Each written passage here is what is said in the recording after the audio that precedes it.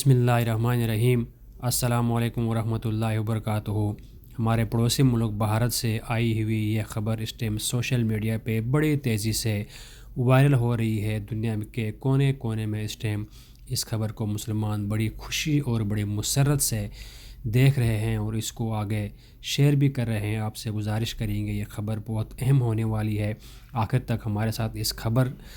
کے ساتھ رہیے گا اور جتنا ہو سکے اس خبر کو شیئر کیجیے گا۔ بتایا جا رہا ہے ابھی بھارت سے آئی ہوئی یہ خبر کہ بھارت کے علاقے مقبوضہ کشمیر میں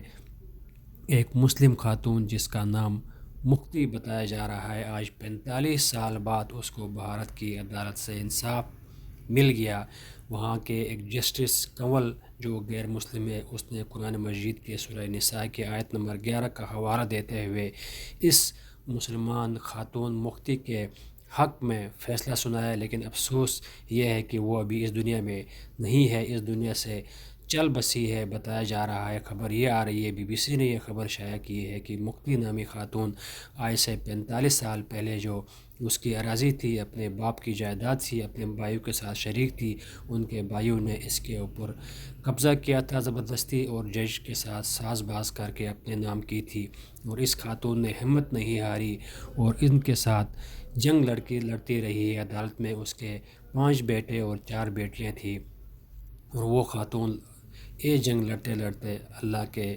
ہاں جا ملی ہے، اور اس کے بعد اس کا بڑا بیٹا اس جنگ کو لڑ رہا تھا، آخر وہ بھی اس دنیا سے چلا گیا اور اس کا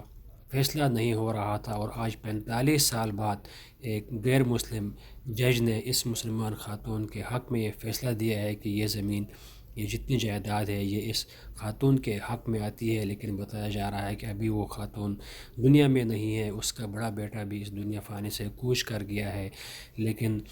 آفرین ہے اس غیر مسلم جج کے اوپر جس نے قرآن مجید کی اس آیت کا حوالہ دیتے ہوئے اسلامی طریقے سے یہ فیصلہ اس خاتون کے حق میں کر دیا، اور بتایا جا رہا ہے اس ٹائم دنیا کے تمام مسلمان اس